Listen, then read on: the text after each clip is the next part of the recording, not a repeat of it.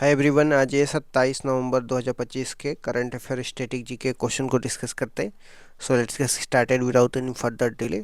प्रश्न संख्या 1 हेलीगुब्बी ज्वालामुखी विस्फोट से संबंधित है जो इथोपिया में 12,000 साल बाद किस देश के हेलीगुब्बी ज्वालामुखी में विस्फोट हुआ है? तो इथोपिया में हुआ है। स्थान की बात करते हैं तो अफार क्षेत्र इरिट्रिया बॉर्डर के पास यह विस्फोट हुआ है। और किस टाइप का यह ज्वालामुखी है? तो यह शिल्ड ज्वालामुखी है, यह भी आपको ध्यान में रखना है। विस्फोट की बात करते हैं 23 नवंबर को हुआ था। इसमें धुआं और राख 14 किलोमीटर की ऊंचाई तक गए थे। इथोपिया की बात करते हैं तो इथोपिया की राजधानी अदिस अबाबा है। यहाँ पे अफ्रीकन यूनियन का मुख्यालय है, ये भी आपको ध्यान में रखना है। क्वेश्चन नंबर सेकेंड में आ जाते हैं। ग्लोबल मीथेन स्टेटस रिपोर्ट 2025 से संबंधित है। भारत दुनिया में मीथेन उत्सर्जन में कौन सा स्थान है? तो तीसरा स्थान है। यूनाइटेड नेशन इन्वायरमेंट प्रोग्राम इसको जारी करता है। इसके इस्टेब्लिशमेंट की बात करते हैं 1972 में इसको इस्टेब्लिशमेंट किया जाता है। इसका मुख्यालय नैरोबी में। रैंकिंग की बात करते हैं, पहले स्थान पे अमेरिका है, दूसरे स्थान पे चीन है। भारत में उत्सर्जन की बात करते हैं 2024 में 31 मिलियन टन उत्सर्जन किया गया था, जो पूरे विश्व का 9% था। और ये उत्सर्जन के मुख्य स्रोत क्या है? वेटलैंड है, मवेशी है, धान और पराली है। प्रश्न संख्या 3 पे आ जाते हैं। नालसा के नए एग्जीक्यूटिव चेयरमैन से संबंधित है। हाल ही में नालसा के चेयरमैन कौन बने हैं? तो जस्टिस विक्रम नाथ बने हैं। नालसा का विस्तार रूप क्या है? नेशनल लीगल सर्विस अथॉरिटी है और इसकी स्थापना 1995 में हुआ था। इसके आधार की बात करते हैं तो यह अनुच्छेद 39A में दिया गया है। नालसा के बारे में अनुच्छेद 39A में मुक्त कानूनी सहायता के बारे में भी दिया गया है। वर्तमान में CGI कौन है? जस्टिस सूर्यकांत है और यह 53वें नंबर के है। नालसा हेल्पलाइन क्या है? नालसा की हेल्पलाइन 1500 है। भविष्य में जो CGI बनने वाले हैं उनका नाम विक्रम नाथ है। 2027 में CGI बनेंगे। प्रश्न संख्या 4 में आ जाते हैं। Global commitment to development index 2025 से संबंधित है। भारत का स्थान क्या है? तो भारत का 36वां स्थान है। इसको जारी कौन करता है? तो जारी सेंट्रल फॉर ग्लोबल डेवलपमेंट इसको जारी करता है। टॉप देश कौन सा है? स्वीडन है और चीन का 34वां स्थान है। भारत की अन्य प्रमुख रैंकिंग की बात करते हैं, जैसे सस्टेनेबल डेवलपमेंट गोल जिसमें भारत की रैंक 99 है। करप्शन परसेप्शन इंडेक्स में भारत की रैंक 96 है।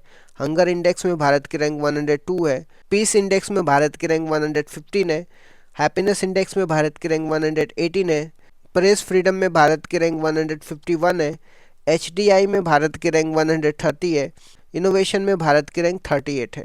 प्रश्न संख्या 5 पे आ जाता है। पैंट प्लांट का शुभारंभ रेवाड़ी में हुआ है, उससे संबंधित है। पैंट प्लांट कहाँ पे शुरू हुआ है? रेवाड़ी हरियाणा में हुआ है। यह पराली से बायोमास बनाएगा और इसकी क्षमता 240 टन प्रतिदिन होगा। इसका उपयोग थर्मल पावर प्लांट में किया जाएगा। इससे लाभ क्या होगा? प्रदूषण में कमी होगी और रोजगार भी मिलेगा। मंत्री की बात करते हैं तो प्रहलाद जोशी हैं, जो नवीकरणीय ऊर्जा के मंत्री है। प्रश्न संख्या 6 में आते हैं। राष्ट्रीय संविधान दिवस से संबंधित है। यह कब मनाया जाता है? 26 नवंबर को मनाया जाता है। संविधान की बात करते हैं। संविधान 26 नवंबर 1949 को बनकर तैयार हो गया था। इसको लागू 26 जनवरी 1950 में किया गया था। जो संविधान दिवस मनाने की शुरुआत जो है 2015 से किया गया है। 2025 की थीम क्या है? हमारा संविधान हमारा स्वाभिमान है। इसका विचार कौन दिया था? संविधान का विचार MN रॉय ने दिया था 1934 में और लिखावट प्रेम बिहारी नारायण ने करी थी। नए संसद भवन का नया नाम क्या है? संविधान सदन है, ये भी आपको ध्यान में रखना है। क्वेश्चन नंबर 7 में आ जाते हैं। महिला कबड्डी वर्ल्ड कप 2025 से संबंधित है। भारत ने किसको हराया है? तो भारत ने चीनी ताइपो को हराया है, जिसको ताइवान भी बोलते हैं। स्थान की बात करते हैं, यह ढाका बांग्लादेश में खेला गया था। स्कोर की बात करते हैं 35-28 स्कोर था। कुल कितनी टीमें पार्टिसिपेट करी थी? 11 टीमें पार्टिसिपेट करी थी। मोस्ट वैल्यूएबल प्लेयर की बात करते हैं, संजू देवी है। T20 blind world cup Bharat विजेता है और नेपाल जो है उप विजेता है। प्रश्न संख्या 8 पे आ जाते हैं। 250 भारतीय बंदरगाह का नया सुरक्षा रेगुलेटर किसे नियुक्त किया गया है? CISF को नियुक्त किया गया है। CISF की स्थापना की बात करते हैं 1969 में मुखर्जी समिति की सिफारिश पे हुई थी। CISF का टैगलाइन क्या है? प्रोटेक्शन एंड सिक्योरिटी है। अब 250 पोर्ट्स की सुरक्षा CISF के पास है। प्रश्न संख्या 9 में आ जाते हैं। उल्लू फ्लाई की प्रजाति से संबंधित है। 134 साल बाद नई प्रजाति कहाँ पे मिली है? तो केरल के पश्चिमी घाट में मिली है। प्रश्न संख्या 10 में आ जाते हैं। हैमर प्रेसिजन वेपन समझौता से संबंधित है। भेल ने किस देश की कंपनी से समझौता किया है? तो फ्रांस के सैफ्रॉन कंपनी के साथ किया है। इसका उपयोग कौन करेगा? इसका उपयोग तेजस और राफेल करेंगे। साझेदारी की बात करते हैं तो 50% भारत और 50% फ्रांस की है। क्वेश्चन नंबर 11 में आ जाते हैं। मेमू ट्रेन से संबंधित है। दिल्ली शामली मेमू ट्रेन कहाँ से हरी झंडी मिली है? तो बागपत के बड़ौद से मिली है। मेमू का फुल फॉर्म क्या है? Main line electric multiple unit होता है, ये भी आपको ध्यान में रखना। नेक्स्ट पॉइंट देख लेते हैं। मानव मुख वाला 12,000 साल पुराना स्तंभ कहाँ पे मिला है? तुर्की में मिला है। पहला इलेक्ट्रिक ट्रक बैटरी सूपिंग स्टेशन कहाँ पे खुलेगा? हरियाणा में खुलेगा। भारत की पहली हाइपरसोनिक मिसाइल का नाम क्या है? ध्वनि मिसाइल है। वन्यजीव संरक्षण अधिनियम 1972 में संशोधन करने वाला पहला राज्य कौन सा है? केरल है। विश्व मानसिक स्वास्थ्य दिवस 10 अक्टूबर को मनाया जाता है। चोरी हुई सांस्कृतिक वस्तुओं के पहले विश्व संग्रहालय की शुरुआत किसने करी है? यूनेस्को ने करी है। 14 सितंबर को राष्ट्रीय हिंदी दिवस मनाते हैं। हेली धूमकेतु का पहला प्रमाण किस मंदिर में मिला है? तो मल्लिका अर्जुन स्वामी मंदिर आंध्र प्रदेश में मिला है। पहला विदेशी अटल नवाचार केंद्र कहाँ पे? अबू धाबी में।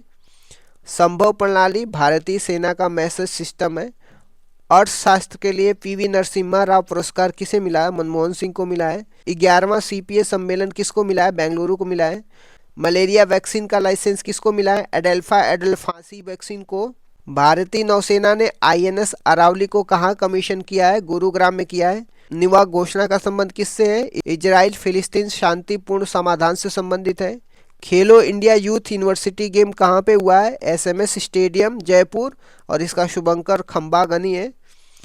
एनसीडब्ल्यू का नया हेल्पलाइन क्या है? एनसीडब्ल्यू का नया हेल्पलाइन क्या है? 14490 है। किस पशु हेतु राष्ट्रीय मिशन शुरू किया गया है? तो ऊंट के लिए। अब आ जाते हैं भारतीय संविधान के कुछ इंपॉर्टेंट आर्टिकल अनुच्छेद के बारे में। भाग 1 की बात करते हैं। इसमें संघ और उसका राज्य क्षेत्र है, जो अनुच्छेद 1 से 4 तक है। अनुच्छेद 1 में भारत का नाम इंडिया, जो कि भारत बताया गया है, और इसे राज्यों का संघ कहा गया है। संविधान में हिंदुस्तान शब्द का उपयोग नहीं किया गया है। अनुच्छेद 2 में नए राज्यों का भारत में प्रवेश, जैसे सिक्किम को शामिल किया गया था। अनुच्छेद 3 में नए राज्यों का निर्माण, जो वर्तमान राज्यों की सीमाओं और नामों का परिवर्तन करना।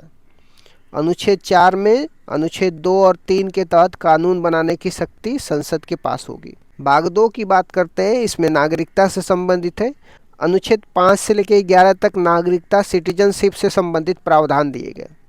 अनुच्छेद 9 में यदि कोई व्यक्ति स्वेच्छा से किसी विदेशी राज्य की नागरिकता लेता है तो उसकी भारतीय नागरिकता समाप्त हो जाएगी। अनुच्छेद 11 में नागरिकता संबंधित कानून बनाने की शक्ति संसद के पास है, और इसी के तहत नागरिकता संशोधन अधिनियम 1955 आया था। भाग 3 की बात करते हैं, जिसमें मौलिक अधिकार दिया है, जिसको फंडामेंटल राइट बोलते हैं। अनुच्छेद 12 से लेकर के 35 तक। अनुच्छेद 13 में कोई भी कानून जो मौलिक अधिकारों के असंगत हो वह समाप्त हो जाएगा। यहीं से न्यायिक पुनरावलोकन, जिसको जुडिशियल रिव्यू की शक्ति मिलती है। अनुच्छेद 14 में विधि के समक्ष समानता की बात करता है, यानी कानून के सामने सभी लोग समान होंगे। अनुच्छेद 15 में धर्म, मूल, वंश, जाति, लिंग, जन्म के आधार पर भेदभाव को रोक लगाने से संबंधित है। अनुच्छेद 16 में लोक नियोजन, सरकारी नौकरियों में अवसर की समानता, इसमें आरक्षण का प्रावधान दिया गया है। अनुच्छेद 17 में अस्पृश्यता छुआछूत का अंत किया गया है। अनुच्छेद 18 में उपाधियों की अंत की बात किया जाता है, जिसमें सेना और एजुकेशनल उपाधियों को छोड़ करके। अनुच्छेद 19 क्लॉज 1 क्लॉज ए में बोलने और अभिव्यक्ति की स्वतंत्रता की बात किया जाता है। अनुच्छेद 21 में प्राण और दैहिक स्वतंत्रता का अधिकार दिया गया है।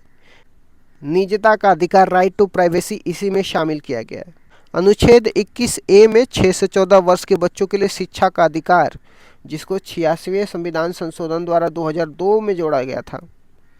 अनुच्छेद 23 में मानव के दुर्व्यापार, अनुच्छेद 23 में मानव के दुर्व्यापार और बलात् श्रम, जिसको जबरन मजदूरी बोलते हैं, इस पर रोक लगाने की बात किया जाता है। अनुच्छेद 24 में कारखानों आदि में बच्चों के नियोजन पर प्रतिबंध लगाने की बात किया जाता है। अनुच्छेद 32 की बात करते हैं, संवैधानिक उपचारों का अधिकार दिया है। डॉक्टर भीमराव अम्बेडकर ने इसे संविधान की आत्मा कहा है और इसी के तहत सुप्रीम कोर्ट मौलिक अधिकारों की रक्षा के लिए 5 तरह की रीट जारी करता है। अब आ जाते हैं भाग 4 में। तो भाग 4 में राज्य के नीति निर्देशक तत्व दिए गए जिसको डीपीएसपी बोलते हैं। अनुच्छेद 36 से लेकर के 51 तक डीपीएसपी के बारे में मेंशन किया जाता है। अनुच्छेद 37 में डीपीएसपी न्यायालय में अपरिवर्तनीय है। इसका मतलब ये है कि फंडामेंटल राइट का उल्लंघन होता है तो आप डायरेक्टली सुप्रीम कोर्ट में जा सकते हैं, लेकिन डीपीएसपी का वॉयलेशन होने पे आप सुप्रीम कोर्ट में नहीं जा सकते।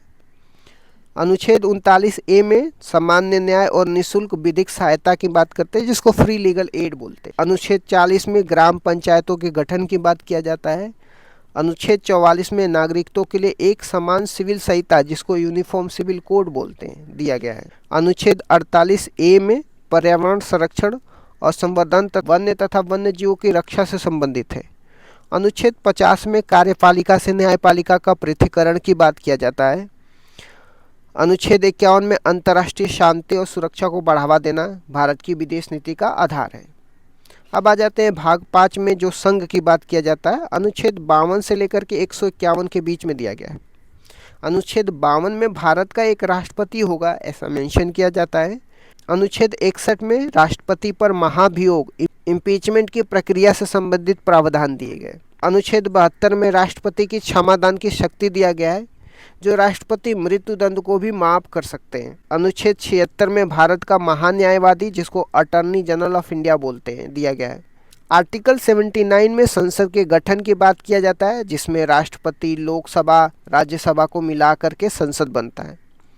अनुच्छेद 108 में संसद की संयुक्त बैठक ज्वाइंट सिटिंग की बात किया जाता है। अनुच्छेद 110 में धन विधेयक मनी बिल की परिभाषा दिया हुआ है। अनुच्छेद 112 में वार्षिक वित्तीय विवरण जिसको बजट बोलते हैं बजट का प्रावधान दिया गया है। अनुच्छेद 123 में राष्ट्रपति की अध्यादेश जारी करने की शक्ति दिया गया है जिसको ऑर्डिनेंस बोलते हैं। अनुच्छेद 124 में उच्चतम न्यायालय जिसको सुप्रीम कोर्ट की स्थापना और गठन से संबंधित प्रावधान दिए गए। अनुच्छेद 139 में उच्चतम न्यायालय एक अभिलेख न्यायालय कोर्ट ऑफ रिकॉर्ड होगा। अनुच्छेद 143 में उच्चतम न्यायालय से परामर्श करने की राष्ट्रपति की शक्ति दी गई है। अनुच्छेद 148 में भारत का नियंत्रक एवं महालेखा परीक्षक की बात करता है जिसको कैग बोलते हैं, कंट्रोलर एंड ऑडिटर जनरल बोलते हैं। अब आ जाते हैं भाग 6 में जो राज्य के बारे में दिया गया है। अनुच्छेद 152 से लेकर के 237 तक राज्य के बारे में दिया गया है। अनुच्छेद 153 में राज्यों के राज्यपाल से संबंधित है। अनुच्छेद 161 में राज्यपाल की क्षमादान शक्ति के बारे में दिया गया है और राज्यपाल मृत्युदंड माफ नहीं कर सकते हैं। अनुच्छेद 165 में राज्य का महाअधिवक्ता की बात करते हैं जिसको एडवोकेट जनरल बोलते हैं। अनुच्छेद 213 में राज्यपाल की अध्यादेश जारी करने की शक्ति दिया गया है। अनुच्छेद 214 में राज्यों के लिए हाईकोर्ट के बारे में दिया गया है। अनुच्छेद 226 में उच्च न्यायालय की रिट जारी करने की शक्ति दिया गया है। अब आ जाते हैं कुछ और महत्वपूर्ण अनुच्छेद के बारे में। भाग 9 में पंचायत से संबंधित दिया गया है जो आर्टिकल 243 से लेकर 243O तक दिया गया है। अनुच्छेद 243A में ग्राम सभा के बारे में बात करता है। अनुच्छेद 243G में पंचायतों की शक्तियों के बारे में बताया गया है और टोटल 29 फंक्शनल आइटम है। अनुच्छेद 243K में राज्य निर्वाचन आयोग की बात करते हैं। पंचायतों के इलेक्शन के लिए राज्य निर्वाचन आयोग का गठन किया गया है ऐसा अनुच्छेद 243K में दिया गया है। अब आ जाते हैं भाग 11 की बात करते हैं। अनुच्छेद 245 से लेकर के 263 में दिया गया है। यह संघ और राज्य के बीच के संबंध को बताता है। अनुच्छेद 246A में जीएसटी की बात करता है जिसको वस्तु एवं सेवा कर बोलते हैं। अनुच्छेद 262 में अंतर्राज्यीय नदी जल विवाद की बात करता है और अनुच्छेद 263 में अंतर्राज्यीय परिषद की बात करता है जिसको इंटर स्टेट काउंसिल बोलते हैं। अब आ जाते हैं भाग 15 में जो निर्वाचन संबंधित प्रावधान दिया गया है। आर्टिकल 324 से लेकर के 339A तक दिया गया है। आर्टिकल 324 में निर्वाचन आयोग इलेक्शन कमीशन के बारे में मेंशन किया गया है। आर्टिकल 326 में वयस्क मताधिकार एडल्ट सफरेज के आधार पर चुनाव की प्रावधान दिया गया है। अब आ जाते हैं भाग 17 के बारे में। अनुच्छेद 343 से लेकर के 351 के बीच में दिया गया है जो राजभाषा की बात करता है।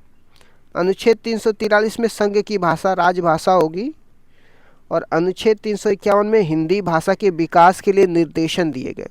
अब आ जाते हैं भाग 18 में। अनुच्छेद 352 से 360 तक दिया गया है। इसमें आपातकाल उपबंध से संबंधित है, जिसको इमरजेंसी बोलते हैं। अनुच्छेद 352 में राष्ट्रीय आपातकाल की बात करता है और अनुच्छेद 356 में राज्यों में संवैधानिक तंत्र की विफलता, इसका मतलब राष्ट्रपति शासन से संबंधित है। अनुच्छेद 360 में वित्तीय आपातकाल से संबंधित है। अब आ जाते हैं भाग 20 में। अनुच्छेद 368 जो संविधान का संशोधन से संबंधित प्रावधान दिए गए। अनुच्छेद 368 में संसद की संविधान संशोधन की शक्ति के बारे में प्रावधान दिया गया। भारतीय संविधान में संशोधन का प्रावधान हम लोग दक्षिण अफ्रीका से लिए। अब आ जाते हैं भारत सरकार द्वारा चलाए गए कुछ प्रमुख ऑपरेशन की बात करते हैं। ऑपरेशन इंद्रावती हैती में चलाया गया था भारत सरकार के द्वारा। ऑपरेशन अजय इजराइल में चलाया गया था। ऑपरेशन देवी शक्ति अफगानिस्तान में चलाया गया था। ऑपरेशन ध्वस्त एनआईए द्वारा ड्रग तस्करी को रोकने के लिए चलाया गया था। ऑपरेशन कामधेनु जम्मू कश्मीर में मवेशी तस्करी को रोकने के लिए चलाया गया था। ऑपरेशन करुणा म्यांमार में चलाया गया था। ऑपरेशन कावेरी सूडान में चलाया गया था। ऑपरेशन गंगा यूक्रेन में चलाया गया था। ऑपरेशन अब केरल में एंटीबायोटिक के अधिक उपयोग को रोकने के लिए चलाया जाता है। ऑपरेशन दोस्त तुर्की और सीरिया में भूकंप के बाद सहायता के लिए चलाया जाता है। ऑपरेशन सर्वशक्ति की बात करते हैं तो इसका आंसर अगर पता है आपको तो इसका आंसर आप दीजिए। जीवाणु बैक्टीरिया से होने वाले प्रमुख रोगों के नाम बताइए। जीवाणु से होने वाले रोग प्लेग, डिप्थीरिया, तपेदिक टीबी, काली खांसी, टिटनेस, टाइफाइड, कुष्ठ रोग, न्यूमोनिया, हैजा, सिप्लिस, गोनेरिया है। काली मौत किस रोग को कहा जाता है? तो काली मौत प्लेग को कहा जाता है। टीबी तपेदिक से संबंधित महत्वपूर्ण तथ्य क्या है? तो टीबी के लिए बीसीजी बेसिलस कोलमेट गुरीन का टीका लगाया जाता है। भारत सरकार का लक्ष्य 2025 तक टीबी को खत्म करना है। टिटनेस रोग को और किन नामों से जाना जाता है? तो टिटनेस रोग को लॉकजा, जिसको जबड़ा लॉक होना या धनुष्टाकार रोग भी कहा जाता है। टाइफाइड की जांच के लिए कौन सा टेस्ट है? टाइफाइड की जांच, जिसे मियादी बुखार भी कहते हैं, इसकी जांच के लिए विंडोल टेस्ट किया जाता है। हैजा रोग किस जीवाणु से होता है? इसमें शरीर का कौन सा अंग प्रभावित होता है? हैजा विब्रियो कोलेरी नामक जीवाणु से होता है। इसमें उल्टी दस्त होते हैं और आंतें प्रभावित होती है, जिसका इलाज के लिए ओआरएस का घोल दिया जाता है। रेबीज रोग को अन्य किस नाम से जाना जाता है? तो रेबीज रोग को हाइड्रोफोबिया कहते हैं, क्योंकि इसमें मरीज को पानी से डर लगता है। इसके टीके की खोज लुईस पास्चर ने की थी। चिकन पॉक्स, जिसको छोटी माता कहते हैं, किस वायरस से होता है? चिकन पॉक्स वेरिसेला वायरस से होता है, जिसमें शरीर पर लाल दाने हो जाते हैं। डेंगू किस मच्छर से फैलता है? इसमें कौन सी चीज़ की कमी हो जाती है? डेंगू एंडीज इजिप्टीज मच्छर से फैलता है। इसके वायरस का नाम अर्बो वायरस है और इस रोग में शरीर में प्लेटलेट्स की कमी हो जाती है। भारत पोलियो मुक्त कब घोषित हुआ है? भारत 2014 में पोलियो मुक्त घोषित कर दिया गया था। एड्स किस वायरस से होता है? इसके लिए कौन सा टेस्ट किया जाता है? एड्स ह्यूमन इम्यूनोडिफिशियंसी वायरस से होता है। इसकी जांच के लिए शुरुआती टेस्ट में एलिसा टेस्ट और कंफर्मेशन के लिए वेस्टर्न ब्लॉट टेस्ट किया जाता है। स्वाइन फ्लू और बर्ड फ्लू के वायरस का नाम क्या है? स्वाइन फ्लू के वायरस का नाम H1N1 वायरस है। बर्ड फ्लू के वायरस का नाम H5N1 है। प्रोटोजोआ से होने वाले रोग कौन से हैं? तो प्रोटोजोआ से होने वाले रोग पायरिया, कालाजार, मलेरिया, पेचिस और सोने की बीमारी, अनिद्रा रोग आते हैं। मलेरिया रोग का वाहक कौन है और इसमें कौन सी दवा दी जाती है? मलेरिया रोग का वाहक मादा एनाफिलीज मच्छर है और इसका कारण प्लाज्मोडियम परजीवी है। इसमें शरीर का आरबीसी, जिसको लाल रक्त कोशिकाएं बोलते हैं, प्रभावित होती है और इसकी दवा कुनैन है। कवक, जिसको फंगस बोलते हैं, कवक से होने वाले रोग कौन से हैं? कवक से होने वाले रोग गंजापन, दाद, दमा, खाज, खुजली और एथलीट फूट जैसे रोग होते हैं। हीमोफीलिया और वर्णांधता, कलर ब्लाइंडनेस कैसे रोग है? यह दोनों अनुवांशिक रोग है जो एक पीढ़ी से दूसरी पीढ़ी में जाते हैं। हीमोफीलिया को शाही रोग भी कहते हैं। इसमें रक्त का थक्का नहीं जमता है। वर्णांधता में व्यक्ति रंगों में भेद नहीं कर पाता है। इन दोनों रोगों की वाहक महिलाएं होती है।